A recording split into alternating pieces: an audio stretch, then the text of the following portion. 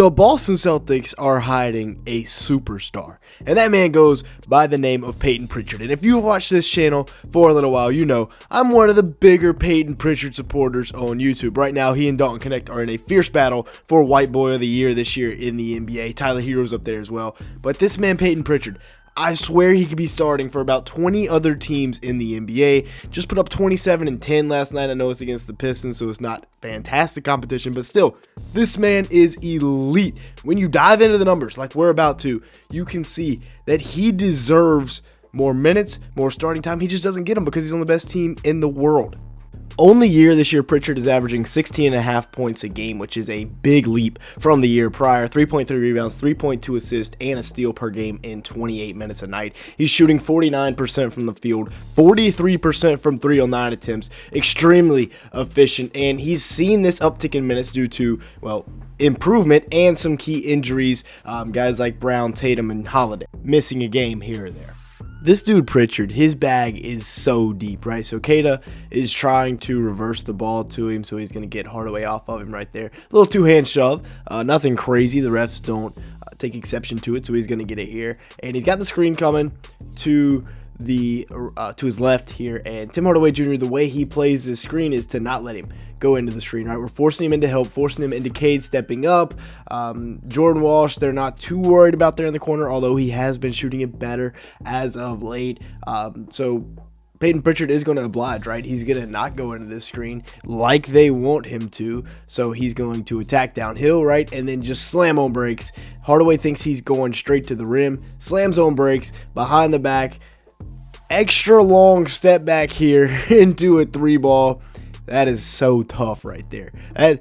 There's no way to guard that, right? He's just too shifty. He's also really, really strong, right? So watch as he gets little push off there, little elbow, but still behind the back, step back. That is tough right there. Last night against the Pistons, he had one of his better games of the season, a 27-point double-double with 10 assists and 4 rebounds in just 31 minutes. Extremely efficient during his time out there. He was 10 of 20 from the field, 50%, pretty solid, 7 of 15 from 3, about bang on his season shooting splits. Now the Celtics are going to get into this horns look, and what I mean by that is you have Porzingis and Pritchard both setting screens here for Jaylen Brown, their best slasher. I really like this look because you got Derrick White and Drew Holiday, two absolute snipers in the corners, and it's just a horn set, so Jaylen Brown's going to dribble this way, but we call this horns cross. So if he's not using Porzingis is just going to dive and post up, and Pritchard is going to run off of Porzingis. So at some point, you're going to have to give up something. You're even giving up a 3 to the corner, you're giving up a wide open post up with a mismatch here for Porzingis, or you're giving up the throw behind, maybe even the drive. It's really, really tough to stop. As you can see here, they get this switch with Isaiah Stewart onto Pritchard as Porzingis is rolling. So they've got Tobias Harris now on Porzingis in the paint, and then this is the mismatch that they're going to exploit, and it is Pritchard just going downhill right at Isaiah Stewart. Stewart knows this, and Pritchard just hits one from the TD in the logo. With Pritchard now averaging 16.5 points a game, like we said, it gives the Celtics a whole nother dimension, but he becomes the 5th Celtic to average 16 or more points per game, joining Tatum, Derrick White, Kristaps Porzingis, and Jaylen Brown, and that doesn't even include Drew Holiday. That's how deep this squad is, and it is attributed to their number 2 offensive rating in the entire NBA. And also, I want to take a look at Derrick White because, yes, it's a Pritchard video, but this man is having a phenomenal year. 17.5 points a game, 5 rebounds, 4.8 assists, 1 steal, and 1 block a night on 45% shooting from the field, 40% from 3 on 9 attempts, which is absolutely ridiculous when you look at his shot difficulty. Some of these shots he takes are ridiculous. I mean, look at the quick trigger, the catch and release right there over the top, and then you can't cheat over on him because he will get downhill and score right there on Reza Shea with a nice little midi, and then he's going to slip the screen here on Tatum for the easy layup. Now, if you've made it this far into the video, obviously you like something. Make sure to the like button, leave me a comment down below, and hit that subscribe button if you did, or if you are enjoying today's video at any point. As you can see here, a large majority of the people that watch these videos are not subscribed to the channel, so if that is you, go ahead and fix that. Also, go check out our football channel as well.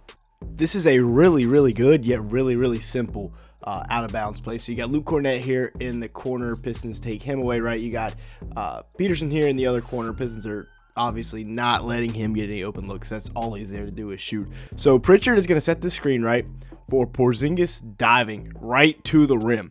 And what this does is it causes Marcus Sasser to have to stay down and help, because if not, then Porzingis is getting a wide open lob at the rim, right? Fontecchio is trying to fight through, and they both end up going with Porzingis, which means that Pritchard's just going to pop. And like I said, really simple, yet really effective, because it's screen-to-screen action, a little bit tardy on the closeout, and he's a foot below the three-point line.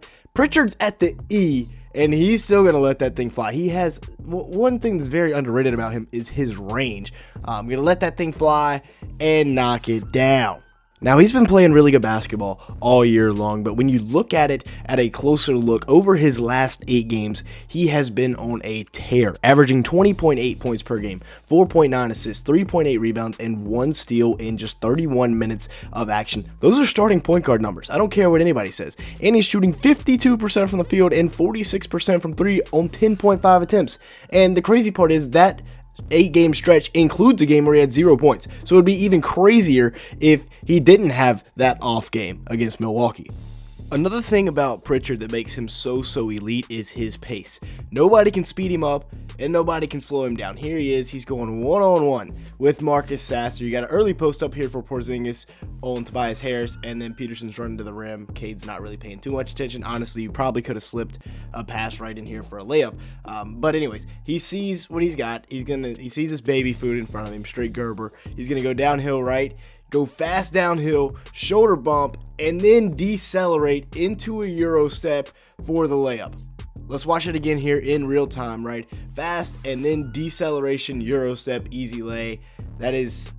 He did that without breaking a sweat. Having a backup point guard that can break down the defense like this is special. So you got Keita setting a screen here on Sasser, and we're attacking, going downhill. I believe this is Paul Reed.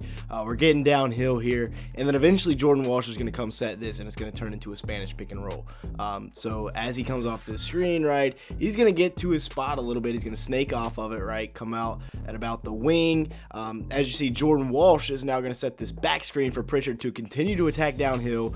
He's got Davison here in the corner if he needs him. Keita's going to keep rolling, and then Peterson on the backside is going to lift, right? So as this happens, this is just a great read. He sees Paul Reed already starting to cheat down on it, and as he does that, he's just going to pull up, right?